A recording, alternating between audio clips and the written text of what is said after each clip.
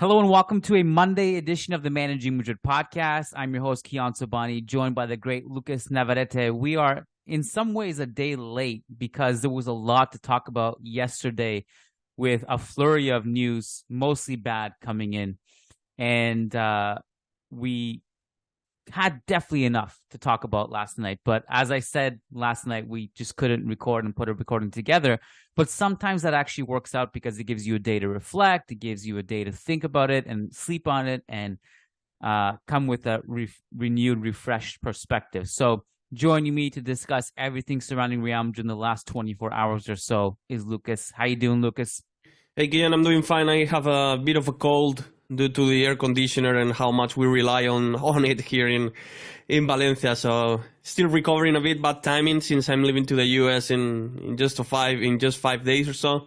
But hopefully I'll recover in time. Wish you the speediest of recoveries, my friend. Yes, sir. Thanks. But no cold is going to stop you from coming on this podcast and setting everything straight and giving Real Madrid fans some hope, or I don't know, maybe some pessimism too. Let's start in chronological order. I know it seems like it was ages ago, but I didn't get a chance to get your thoughts on Real Madrid's win over Athletic. Matt and I pretty much said everything we needed to say Saturday night, so I don't want to repeat too much. But what were your takeaways from that game?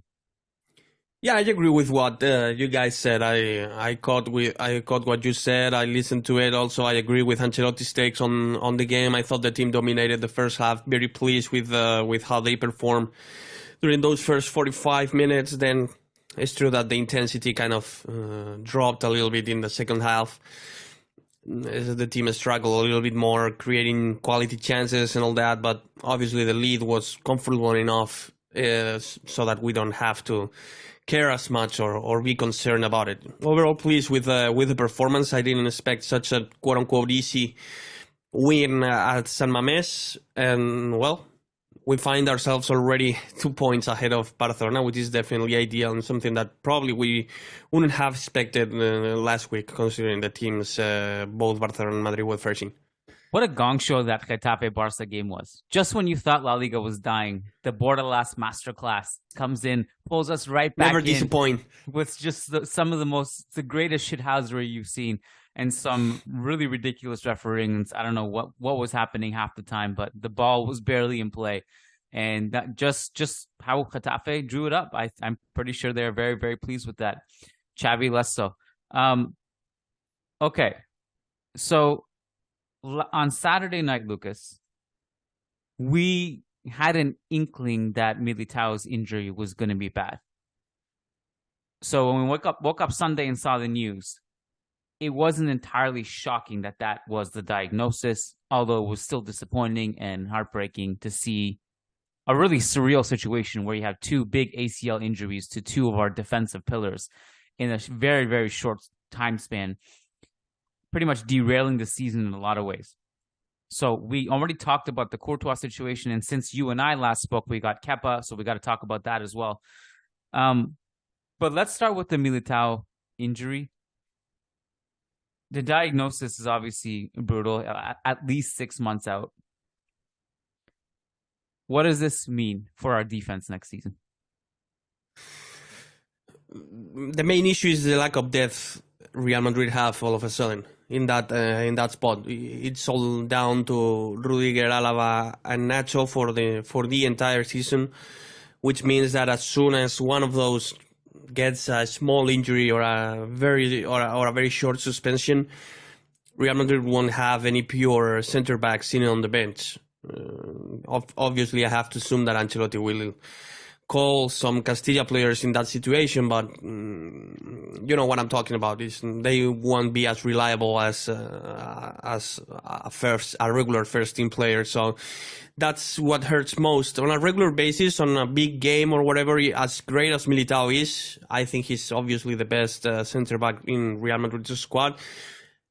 It's not that big of a deal because Rudiger I think he can do a very good job replacing him. It's more a matter of the lack of depth you are facing right now without him.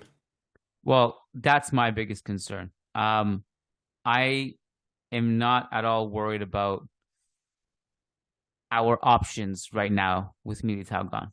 I rate Militao very highly despite his annual lapses that he has. Pretty much, other than that, he's amazing. I trust Nacho. I trust Rudiger. As far as backup center backs go, it doesn't really get much better than Rudiger and Nacho. Can't complain about that. There's no lack of trust in our backup options. Much different than the Courtois situation. Courtois, there's a massive downgrade. When you're getting into Rudiger Nacho territory, we all trust those players. What I am more concerned about is like the emergency scenario of exactly what happens if, God forbid, like two of these center backs are injured, right? Yeah, Alaba gets a 10-day injury and Nacho is suspended because of his 5th yellow card or whatever, yeah, or Rudiger. Sure, yeah. Any scenario you can think of, it's on the table. So what happens in that situation? And as far as you and I know, the club is not delving into the center back market as of yet, which means they go for the Castilla route. I actually have no issues at all with digging into our Castilla quarry for situations like this. You hope that these emergency situations are not that common, right? You hope that it doesn't get to that. You hope that you can just kind of rotate Rudiger, Alaba, and Nacho for a bunch of games and it works out.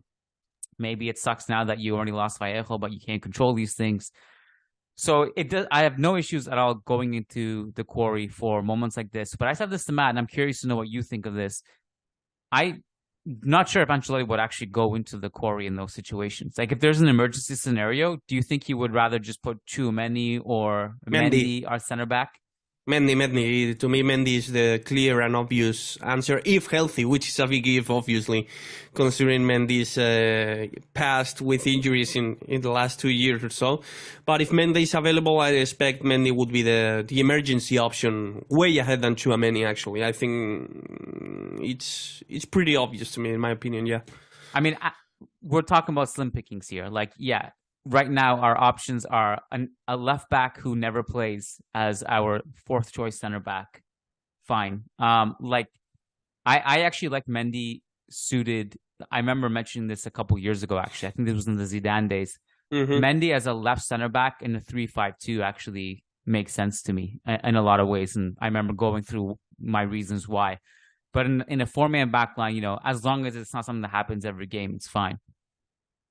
There are really no other options. Matt floated around the fact that Carvajal played emergency center back at Chelsea.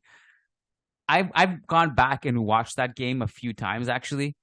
The one thing that gets lost about that game is we applaud Carvajal for being heroic, and I do too. I'm not going to disagree with that aspect of it too. It was heroic. He's on his last legs. He's putting out every ounce of energy, blood, sweat, tears on the field playing center back when the season is on the line. I commend him for that.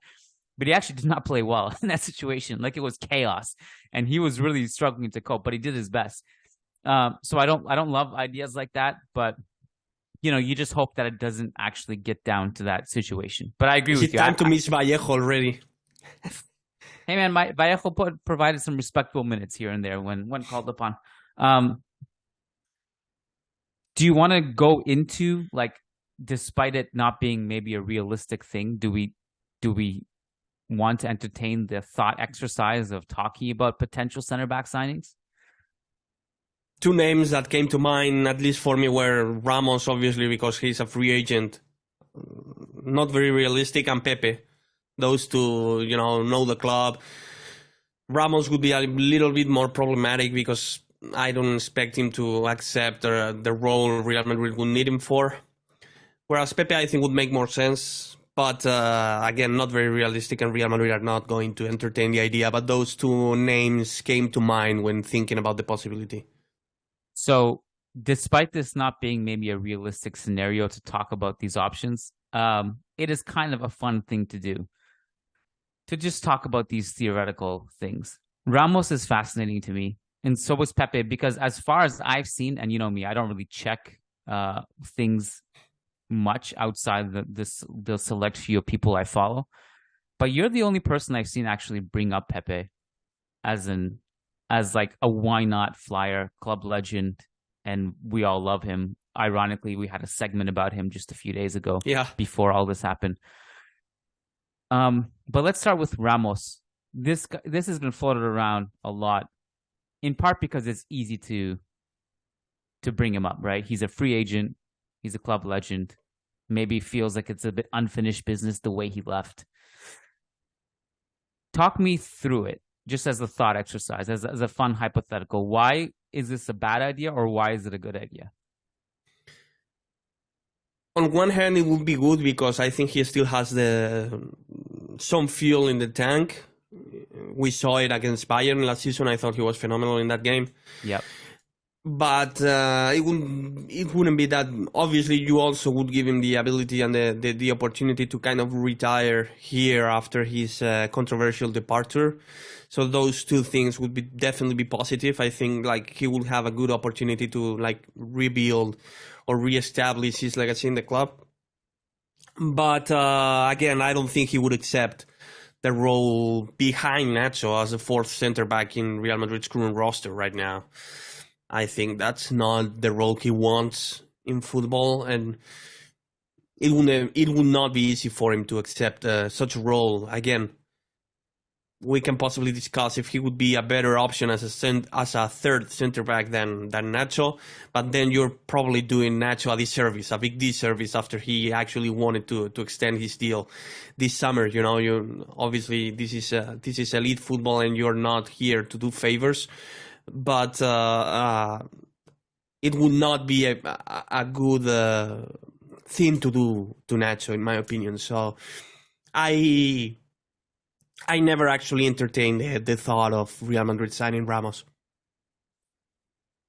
You outlined the obvious concern, which is, would he accept such a role? To me, when I look at Ramos in a vacuum, let's pretend his name was something different, with the exact same qualities as a center back he has, the exact same age, experience, but he doesn't have the history with us, you know, and some of the political side of this, for lack of a better word.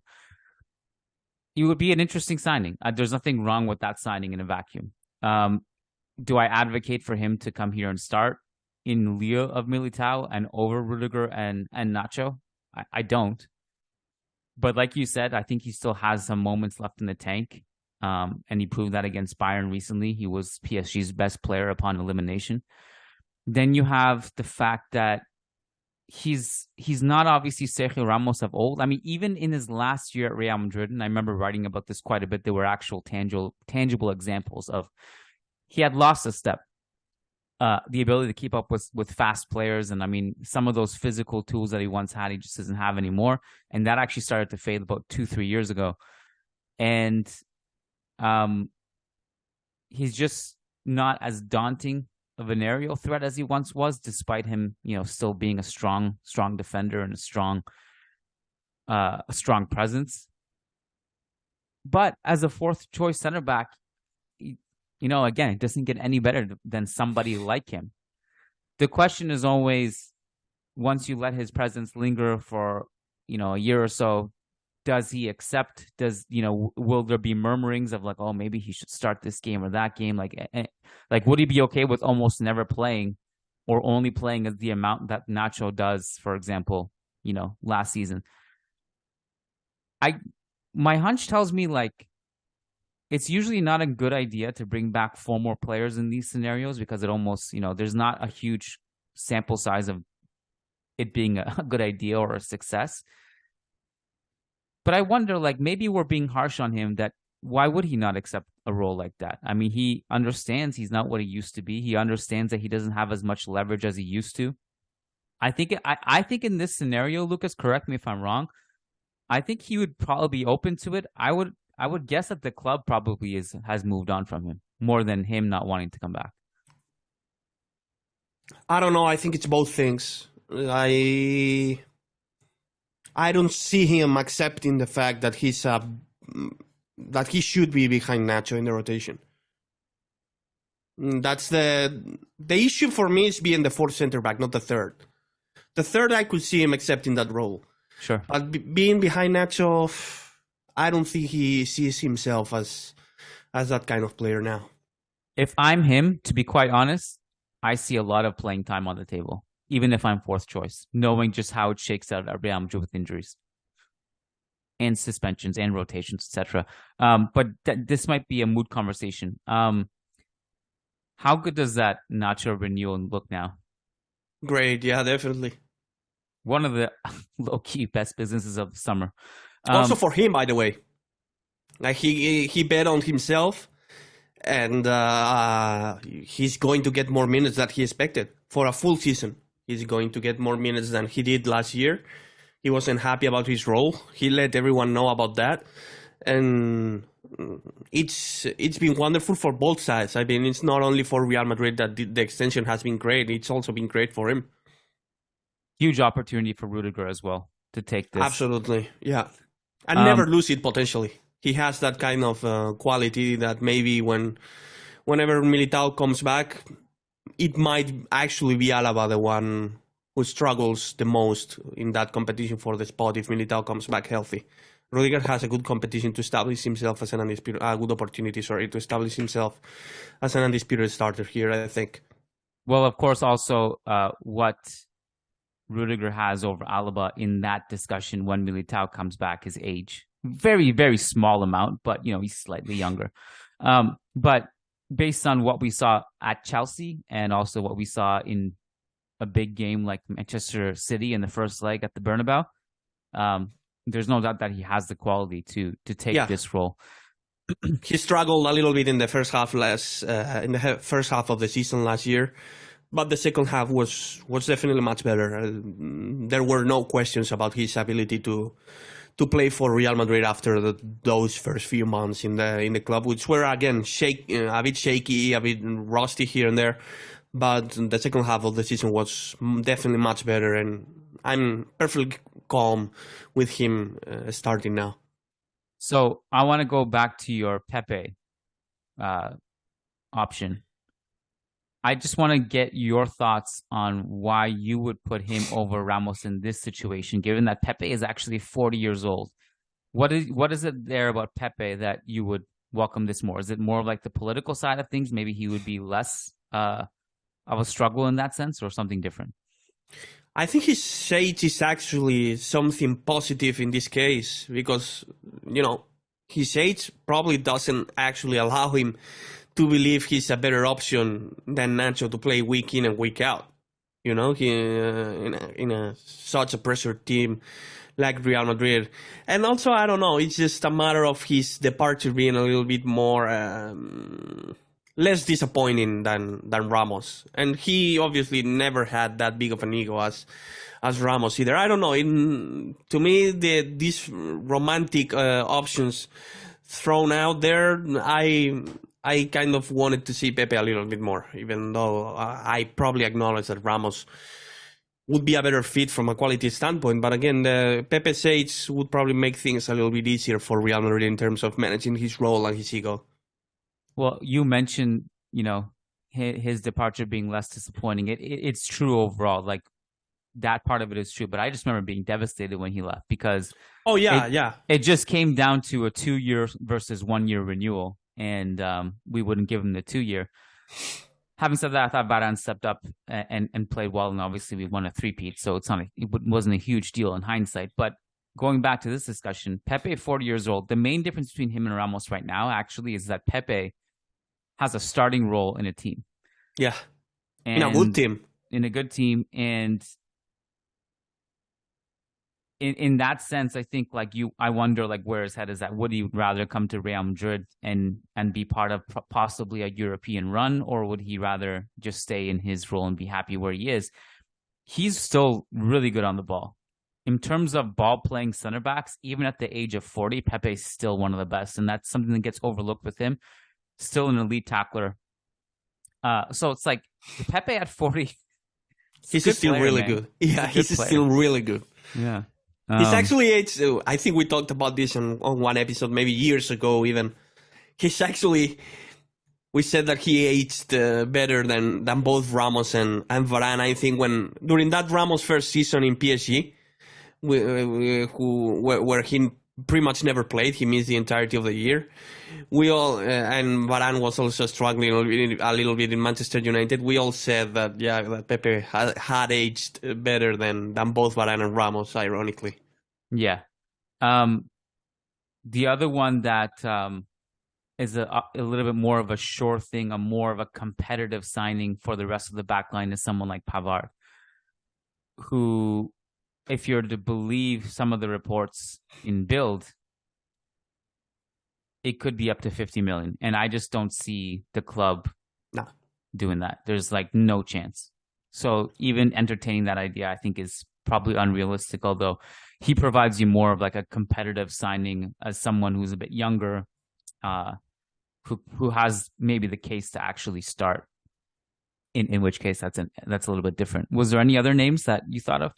No, not really, because pretty quickly I realized that Real Madrid were not going to make a move. So it was just basically for entertainment purpose that, these Ramos and Pepe ideas were thrown out, and everyone was excited about the possibility of signing either one of them too. But I never actually thought about other players. All right. So from that discussion, I thought maybe we could do it this way. We could talk about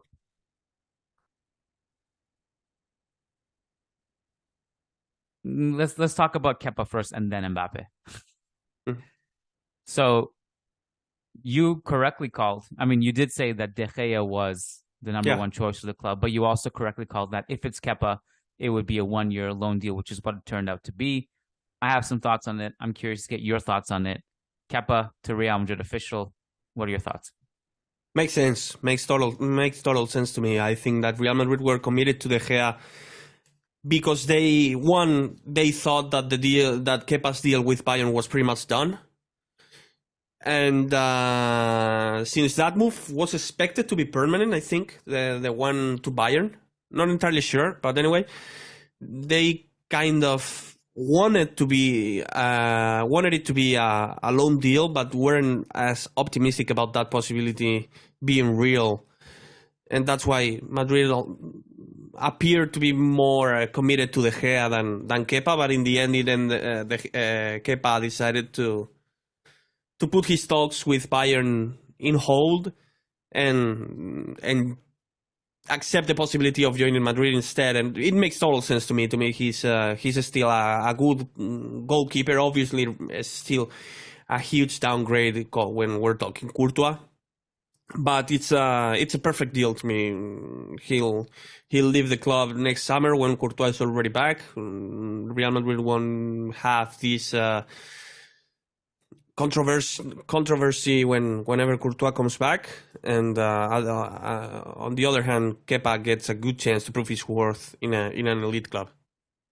I like it. As you said, any keeper you sign is going to be a downgrade over Courtois. I think you have to be careful. Like, I've seen a lot of Chelsea fans celebrate this. That's fine. That's their own thing. And because of that, I think some Real Madrid fans have seen that and have been really bummed out about the deal for whatever reason. But if you think back about this, just zoom out for a second. The best goalkeeper in the world is injured. He's missing the entire next season. It's happening towards the end of the transfer window. You have to act quick. You have to think quick. And your options are, the handful of names that we were spoon-fed in terms of realistic options. Bonu, you have the Sevilla tax. You have the fact that it would probably be a longer term transfer. De Gea salary, would he accept a short-term deal? And then you think about other names that are probably overqualified for this role. That's the thing. A lot of people were like, well, you could have signed a better goalkeeper. Like, no, because I think there are a lot of goalkeepers that are just overqualified for this role, because it's a keeper that has to compete with Courtois when he comes back, and he has to be accepting of that. I think what sold Kepa over every other option is that it's a 1-year deal with no obligation to buy. And who knows, maybe if the 1 year goes really well, they agree with something. But I also just want to say that Kepa has become such a meme that I think he's become underrated. I agree. He's not trash. He has his moments where he looks like a meme for sure, and he's cost his team points. But if you look back on this past season, 91st percentile in post-shot expected goals, minus goals allowed. His goals against numbers are pretty strong. And the one thing I'm looking at as like out of curiosity to see how it plays out at Real Madrid. He's pretty aggressive off his line, and he likes to come out of the penalty box quite a bit. And only a handful of keepers are more aggressive than him in that regard. I wonder if that'll change at Real Madrid, or if we'll just see more of the same. It can be a good thing given the fact that we have been playing with the higher line, and maybe you need kind of like the sweeper keeper kind of deal. I'm curious how it goes, but like as far as a goalkeeper to hold it down and compete with Lunin for a year before Courtois comes back, I don't see what we're complaining about here. I'm fine with it. I don't even think it's a competition, if I'm being honest. You think Kepa's just going to start over Lunin? I do too, by the way. So. I think that's probably what's going to happen. I think so, yeah. Yeah. All right. Any other thoughts on Kepa?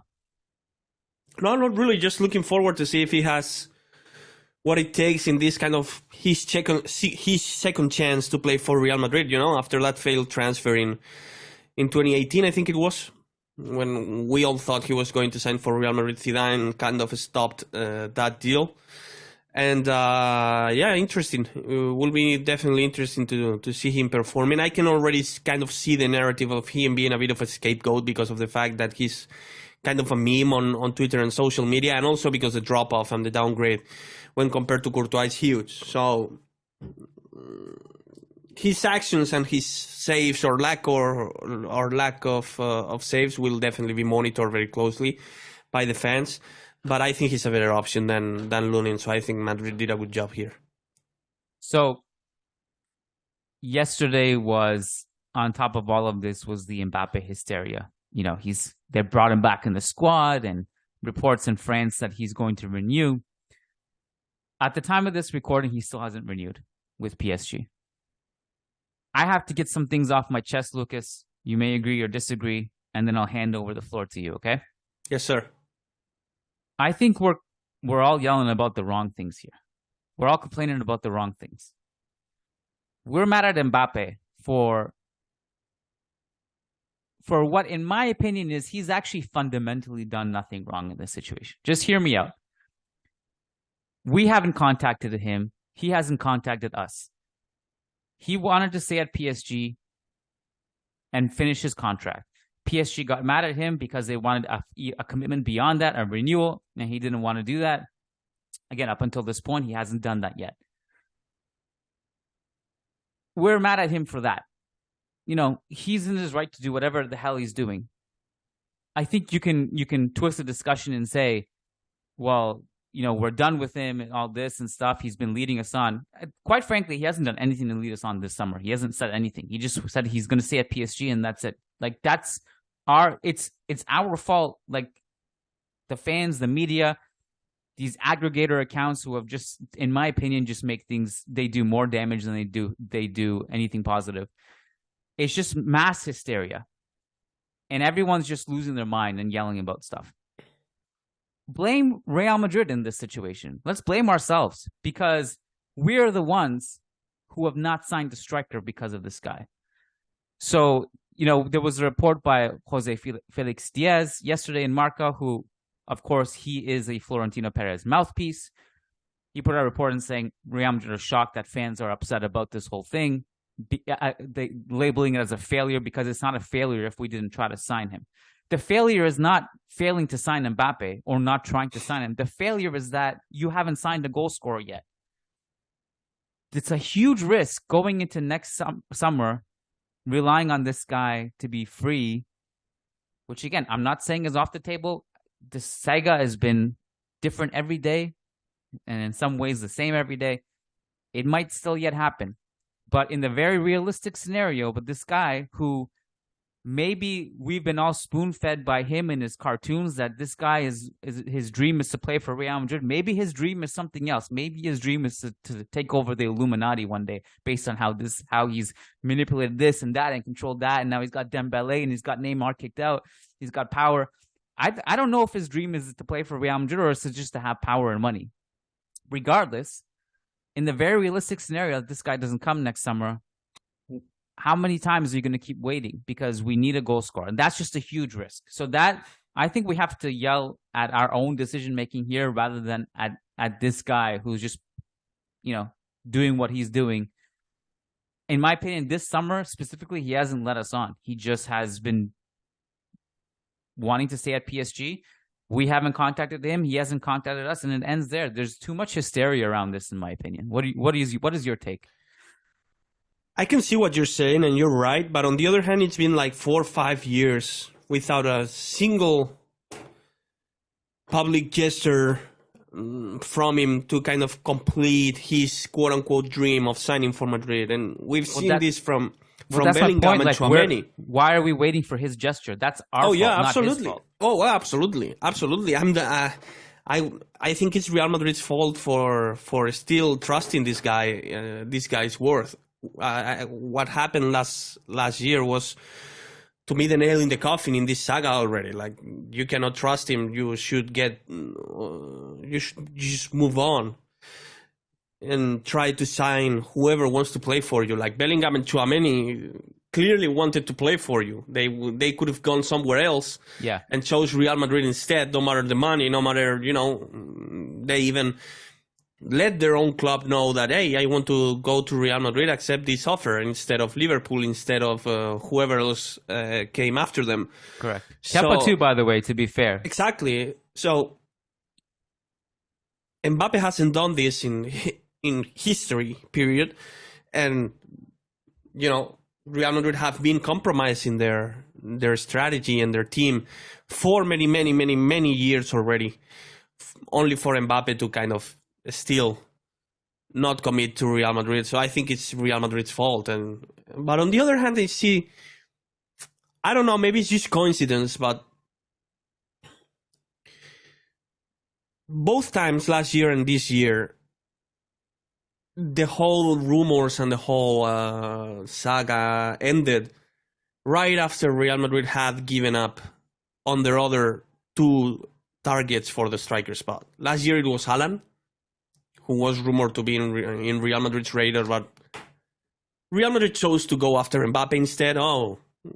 Obviously, other rumors suggested that, Real Madrid can sign both, but we all kind of saw the writing on the wall here that Real Madrid chose to go after Mbappe instead, only to end up without any of them. And this year it was Kane as well.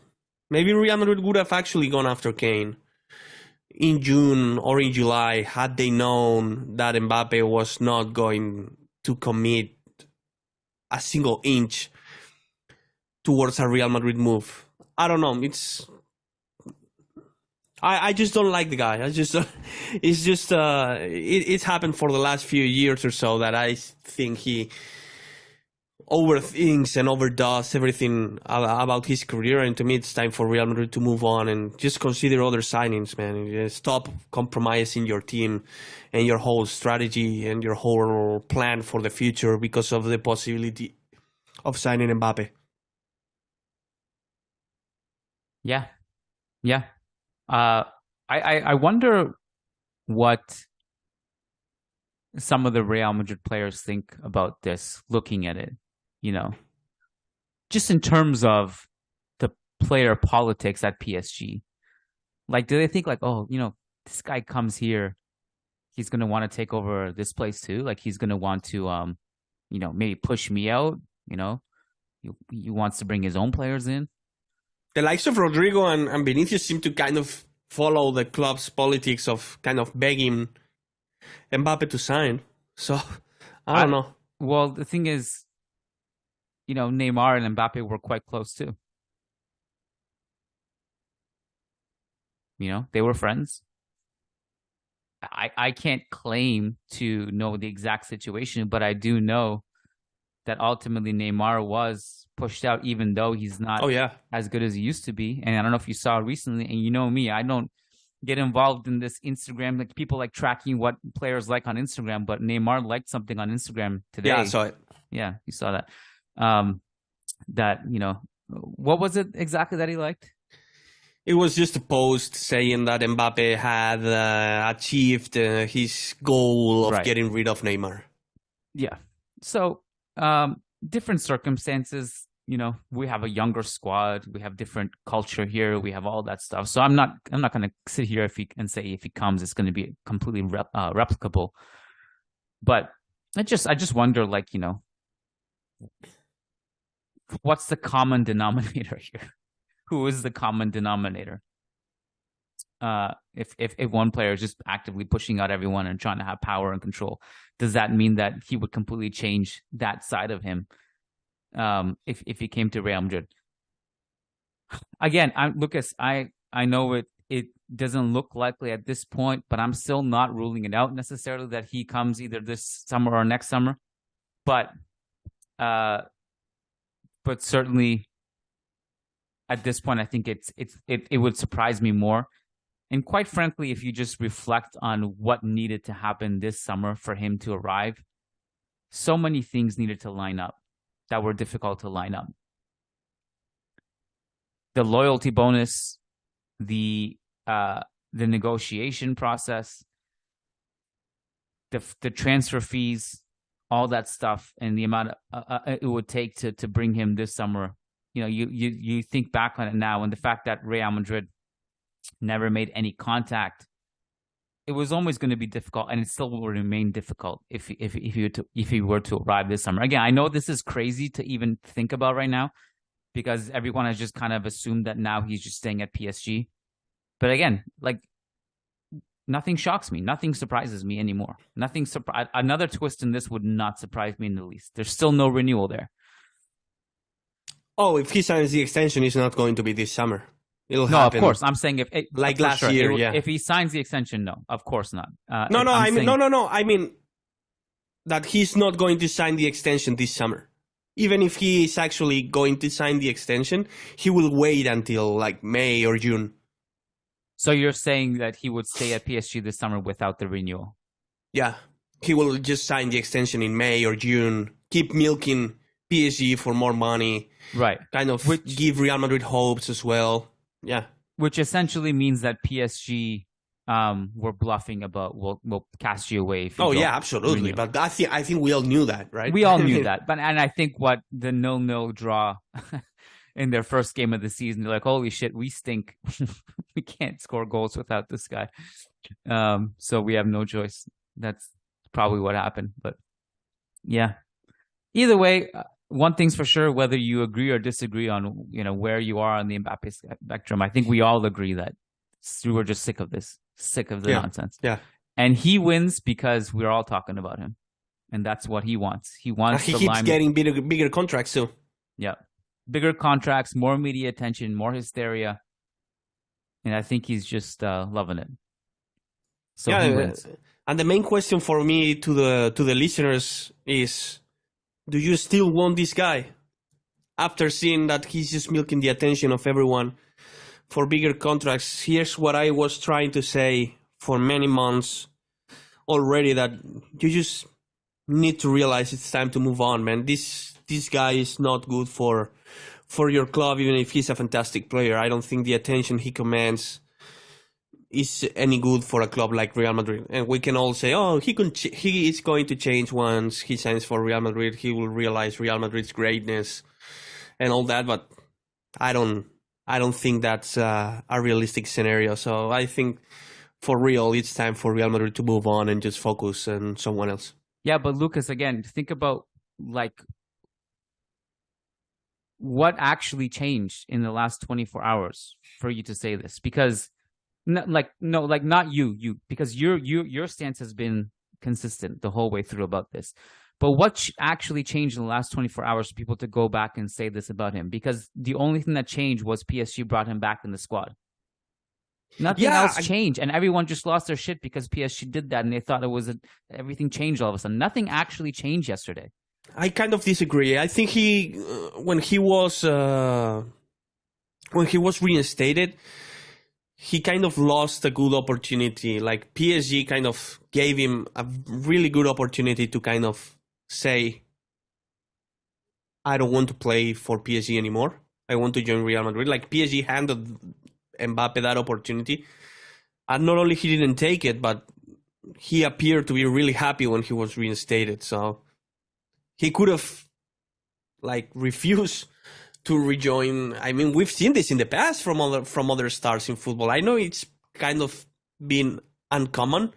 in recent years. I realize this, but we've I don't seen think this he can refuse, because then you can start getting into like, oh, this guy is not honoring his contract, and that guy was happy even when he was playing with the Outcasts in training. He's posting pictures of him laughing and smiling too. I don't know, like nothing changed for me in the past 24 hours, to be honest. But again, I'm more mad at Real Madrid in this scenario than I am at Mbappe. Oh yeah, Real Madrid were entertaining the possibility of signing Mbappe this summer for sure. Either contact him or contact somebody else, is my sense.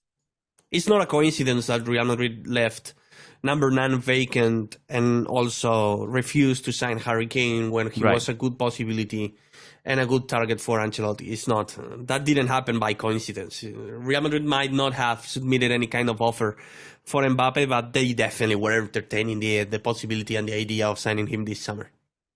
So I just want to put one more thing out there, Lucas, because people are asking like, oh, now that he's not coming, who are we going to sign? Nobody. Bring up the same names, Osimhen, etc. The answer is nobody. We're not signing anybody because the club still believes that he's coming for free next year. That's it. Exactly. Now, this is where I'm curious. And this is what annoys me. If he's going to officially renew, put pen to paper, God, I wish he would do it now and not in May and June. Because if he does it now, then we'll finally be like, oh, okay, so we got to sign someone. He doesn't care about that, though. Of course he doesn't. If signing his contract 5 months later means 5 extra million for him, that's what he's going to do. Yeah. And it's what's going to happen, by the way. Again, I'm pretty close to positive to say that he's not going to sign that extension until May, June, or whatever, when Real Madrid are already totally committed to the plan of signing him as a free agent, and everyone is losing their minds about Mbappe signing as a free agent. Yep. So, let's see how this season goes. I know it's hard to reflect on it now with the injuries of Courtois and Militao, and then this whole Mbappe thing and our lack of signings in key positions. But, team looked good against Athletic. Bellingham looks fantastic. Early on, let's just hope we can keep adding positive momentum to this season and we can be consistent and hope that we don't have to venture too deep into our center back depth chart, and hope that we can continue playing well. So that's all we can say right now, and we'll take each story as it goes. Lucas, you and I will be back on Thursday for the world famous weekly mailbag that happens over on patreon.com/Managing Madrid. And this is the last free episode of the week. So if you guys want our next 2 or 3 podcasts this week, they're all over on patreon.com/Managing Madrid. Look forward to seeing you in there. Lucas, thanks for your time. It was fun chatting. Take care, buddy. Sir. Get better. Bye-bye. Thanks. All right, thanks for listening, guys. And before we send you along on your way, we wanted to give a shout out to our patrons over on patreon.com/Managing Madrid. Thank you so much for your support. Thank you for being a part of this Real Madrid family. As a reminder, if you're a patron, you get access to a ton of bonus content. And if you pledge $10 or more, not only do you get access to all the content, you also get guaranteed responses to your questions, and you get a specific shout out on the podcast. So shout out to these $10 plus patrons as follows: Brandon Alvarez, Willie Reed, Will Sousa, Wamik Jamal, Tobias Arroyo Botcher, Tahmid Kalam, Sushank Damala, Sujai Wani, Somanchu Singh, Sheikh Hatiri, Sergio Arispe, Santos Solorzano, Samuel Justin, Samar Z, Sai Mohan, Sasi Kumar, Rodrigo Balmaceda, Rishi D, Phoenix, Peter Powell, Paulo Fierro, Patrick Diafati, Oscar Barrera, Nico Laxo, Nicholas Moller, Nick Ribeiro, Nelson Masariego, Naveen Babu, Ramesh Babu, Mowgli, MJ Diego, Mikel, Michael Zinberg, Marin Myrtle, Matthew Atkins, Martin Ridman, Magnus Lext, Logan Stahl, Leon Savernakis, Kunal Tilakar, Crystal Glass, Kevin Rivera, Jose Osorio, Jose Cruz, John Fernandez, Jeff Soa, Jason Fitz, Jacob P., Ian Marley, Howard Moore, Graham Gerard, Gary Kohut, Frederick Rantakiro, Frederick Sundros, S.A. Davisito, Eloy Enriquez, Edward Sossman, Daniel Williams, Connor McMorrow, Christian Toff, Christian Acosta, Brendan Powers, Brandon Stevens, Arnab Mukherjee, Arman Gashi, Armando L, Anthony Tharp, Andres Silvestre, Ananya Kumar, Alex Steiberg, Azaz Hussein, Adar Zalikovic, Adam Dorsey, Bella Chow, Varun Ramtin Maghrur, Fabian Moreno, and Daniel Smith. Absolute legends. Thank you so much for your support. We love having you part of this family. And Hala Madrid.